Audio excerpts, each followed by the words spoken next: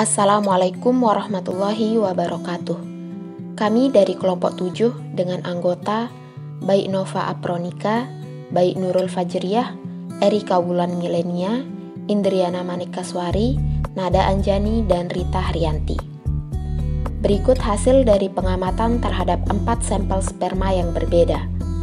Dalam pengamatan ini digunakan alat dan bahan berupa media elektronik HP atau laptop, alat tulis, penggaris, dan video keempat sampel sperma.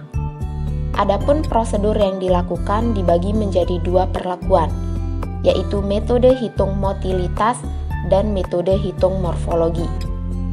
Metode hitung motilitas berarti metode hitung pergerakan sel sperma dan mencari persentasenya.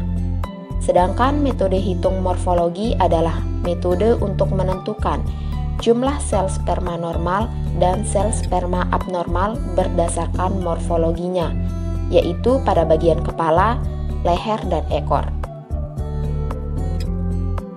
Berdasarkan hasil pengamatan, diketahui bahwa pada sampel 1 mendapatkan data motilitas berupa 3 sel sperma dengan gerak cepat lurus, 23 dengan gerak lambat, 7 bergerak di tempat, dan 62 sel sperma diam. Adapun data lainnya berupa volume total sebanyak 1 ml yang berarti masuk dalam kategori hipovolemia, konsentrasi 8,5 juta per mililiter, pH kurang dari 6 atau bersifat asam, dan terdapat bakteri.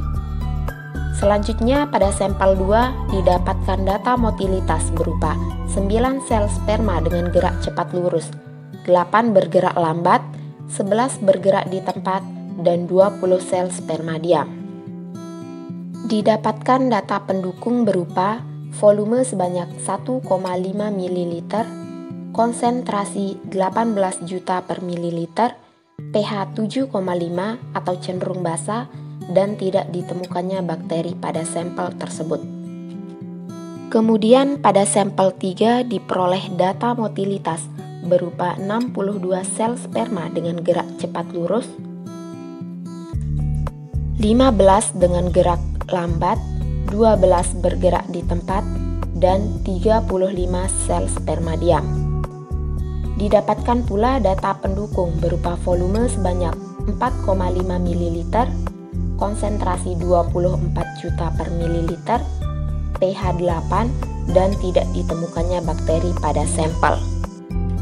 Kemudian pada sampel terakhir diperoleh data motilitas berupa 56 sel sperma bergerak cepat lurus, 13 bergerak lambat, 9 bergerak di tempat, dan 26 sel sperma diam. Dengan data pendukung berupa volume sebanyak 5 ml, konsentrasi 15 juta per mililiter, pH 7, dan tidak ditemukannya bakteri pada sampel.